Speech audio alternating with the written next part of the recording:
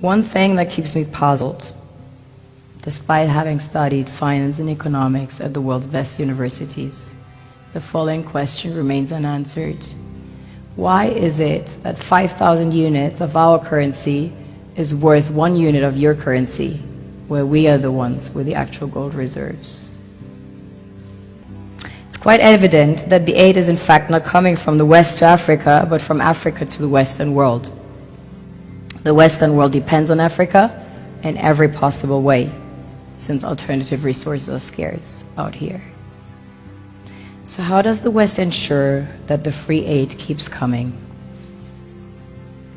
By systematically destabilizing the wealthiest African nations and their systems, and all that backed by huge PR campaigns, leaving the entire world under the impression that Africa is poor and dying and merely surviving on the mercy of the West.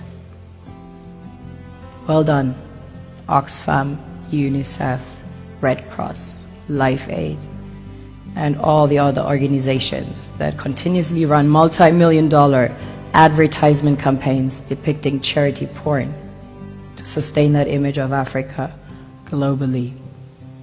Ad campaigns paid for by innocent people under the impression to help with their donations. While one hand gives under the flashing lights of cameras, the other takes in the shadows. We all know the dollar is worthless, while the euro is merely charged with German intellect and technology, and maybe some Italian pasta. How can one expect donations from nations that have so little? It's super sweet of you to come with your colored paper in exchange for our gold and diamonds. But instead, you should come empty-handed, filled with integrity and honor. We want to share with you our wealth and invite you to share with us. The perception is that a healthy and striving Africa would not disperse its resources as freely and cheaply, which is logical. Of course, it would instead sell its resources at world market prices, which in turn would destabilize and weaken Western economies, established on the post-colonial free meal system. Last year, the IMF reports that 6 out of 10 of the world's fastest growing economies are in Africa, measured by their GDP growth. The French Treasury, for example, is receiving about $500 billion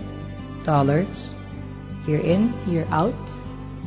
Foreign exchange reserves from African countries based on colonial debt they forced them to pay. Former French President Jacques Chirac stated in an interview recently that we have to be honest and acknowledge that a big part of the money in our banks comes precisely from the exploitation of the African continent. In 2008, he stated that without Africa, France will slide down in the rank of a third world power. This is what happens in the human world, the world we have created. Have you ever wondered how things work in nature? One would assume that in evolution the fittest survives. However, in nature, any species that is overhunting, overexploiting the resources they depend on as nourishment, natural selection would sooner or later take the predator out, because it offsets the balance.